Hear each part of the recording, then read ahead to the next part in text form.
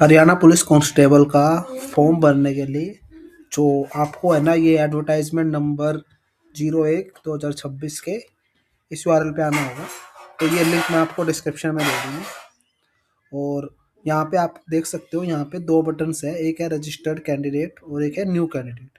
अब जैसा कि आपने अगर अभी तक पुलिस कांस्टेबल का फॉर्म नहीं भरा है तो आप न्यू कैंडिडेट पे क्लिक करोगे। अगर आपने अपना पहले से ही फॉर्म स्टार्ट कर दिया फिल करना तो आप रजिस्टर्ड कैंडिडेट वाले सेक्शन के थ्रू करोगे। ठीक है, तो जैसे अभी हम नया फॉर्म फिल करेंगे तो हम न्यू कैंडिडेट पे क्लिक करेंगे। ठीक है, उसके बाद आप यहाँ से अपनी सारी इंस्ट्रक्शंस पढ़ सकते हैं।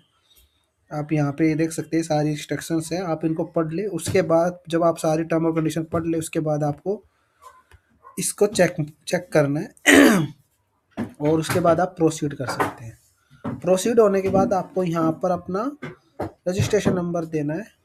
ठीक है, तो जैसे कि हम इस रजिस्ट्रेशन नंबर के लिए करते हैं, आप अपना सिटी का रजिस्ट्रेशन नंबर यहाँ पर टाइप करेंगे और उसके बाद आप चेक रजिस्ट्रेशन डिटेल पे क्लिक करेंगे।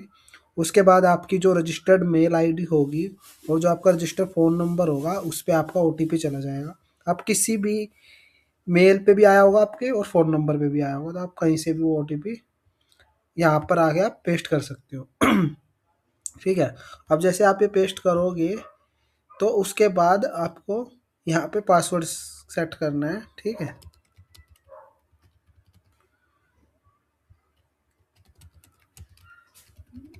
और उसके बाद आप इस बटन के थ्रू सबमिट कर दोगे। ठीक है,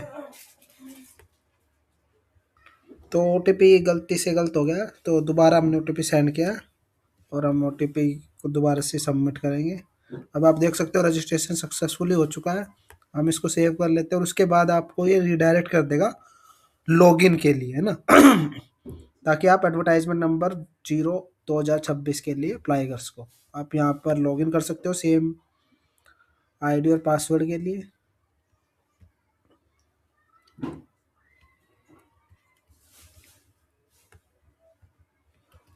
तो उसके बाद आप यहाँ से लॉगिन कर सकते हो और आप यहाँ पे देख सकते हो कि यहाँ पर सिर्फ एक ही पोजीशन है जो कि पुलिस डिपार्टमेंट के द्वारा निकाली गई। आपको पुलिस कांस्टेबल का अप्लाई करना है। आप यहाँ पे व्यू पे क्लिक करेंगे।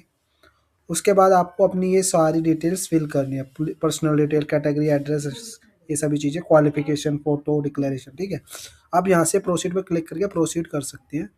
तो हम आप यहाँ देख सकते हैं, आपकी यहाँ पे सभी इन्फॉर्मेशन दिख रही होगी, जैसे कि आपका नाम, आपका father name, mother name, gender, phone number. ठीक है, आप एक बार इन सभी को वेरीफाई कर लें। उसके बाद आपको अपना मैरिटल स्टेटस चेक करके यहाँ पे आप सेलेक्ट करना है और उसके बाद आपको अपना आधार कार्ड नंबर डालना है।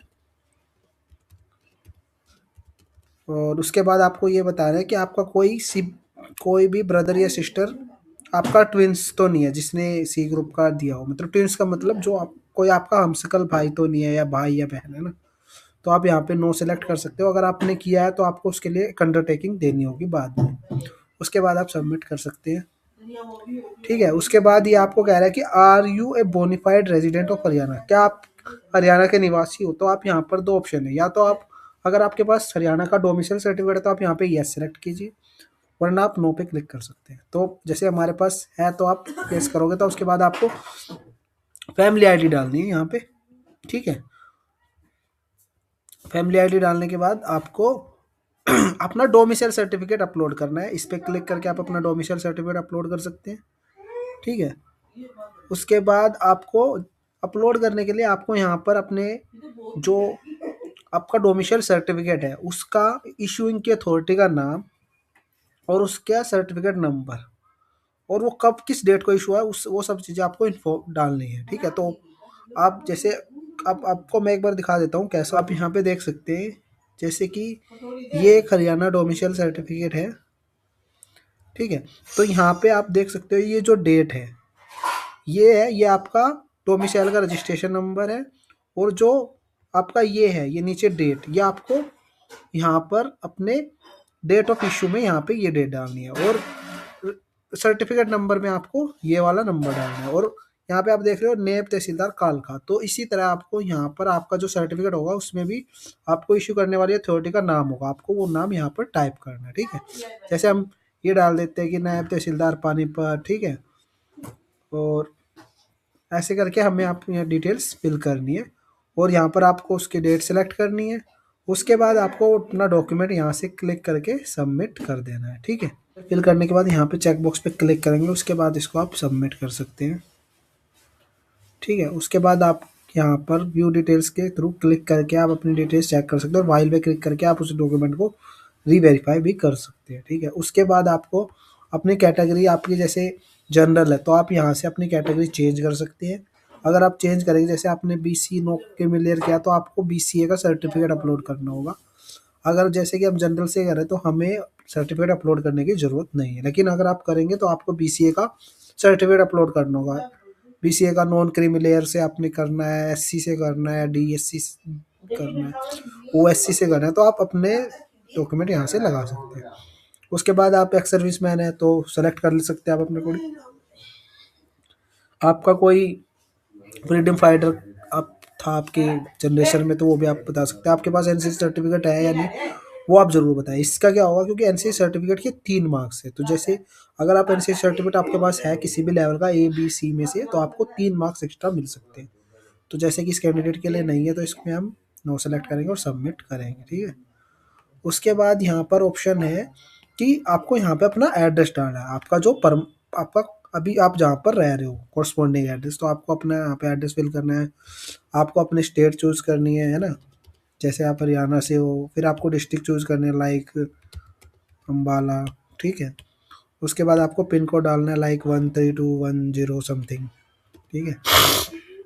उसके बाद आपको इसको सेम एज करके आप इसको सबमिट कर सकते हो, ठीक है। तो अभी के लिए हम इसको पानीपत कर देते हैं और यहाँ पर आप अपना एड्रेस डाल सकते हो, पानीपत,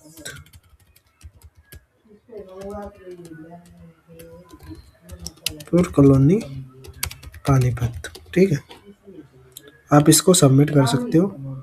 यहाँ से आपको तहसील सेलेक्ट करनी है तो आपने पानीपत ही है, जैसे सेलेक्ट तहसील मान लो आपने पंप सबमिट कर दिया। उसके बाद आपका आ गया कि आप कौन सी कैटेगरी के लिए अप्लाई, आप दोनों को ही सेलेक्ट कर लेना, क्योंकि आपको तो हरियाणा पुलिस कांस्टेबल में लगना है। आप आपको पुलिस डिपार्टमेंट रेलवे में भी पॉइंट कर सकता है कैटेगरी नंबर 3, वरना आप कैटेगरी नंबर 1 दोनों के लिए आप अप्लाई कर सकते हो, ठीक है। सेलेक्ट कर दिया, उसके बाद आप सबमिट करोगे। उसके बाद आपको अपनी 10th की मार्कशीट, आपको अपनी वो मार्कशीट अपलोड करनी है। 10th में आपने एटलीस्ट हिंदी और संस्कृत में से कोई एक सब्जेक्ट आपको हो तो उसको आपको अपलोड करना है, ठीक है।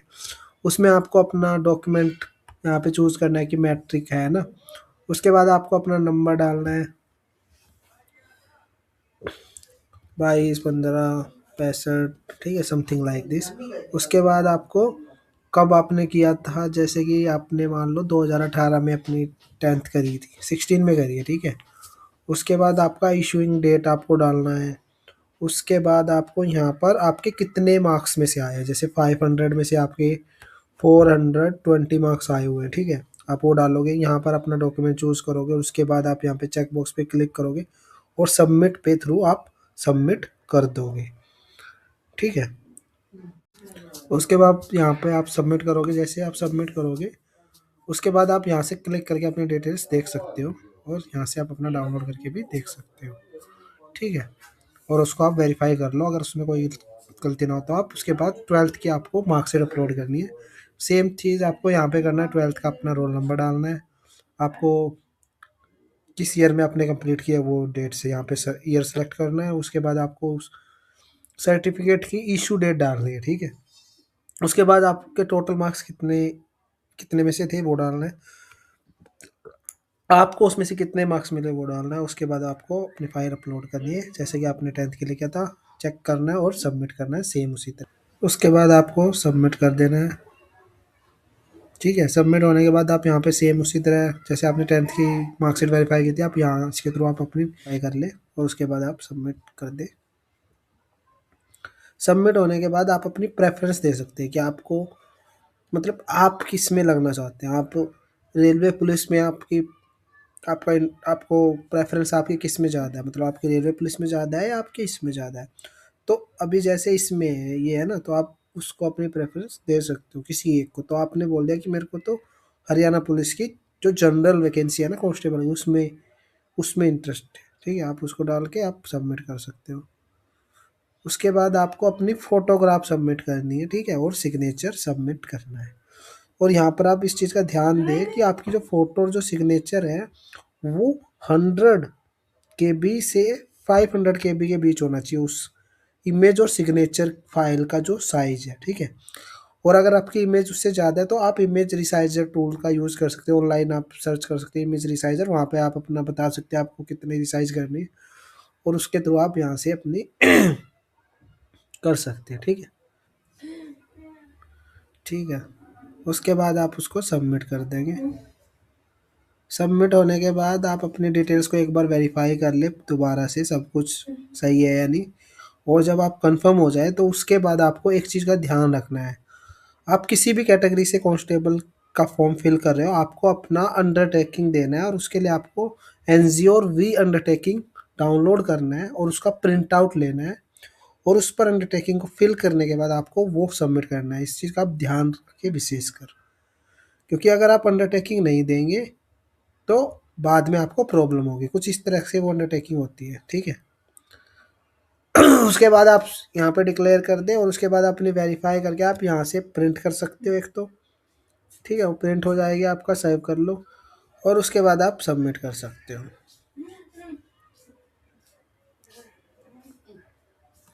और उसके बाद आप देख सकते हो यहाँ पर आपका फॉर्म सक्सेसफुली सबमिट हो चुका है।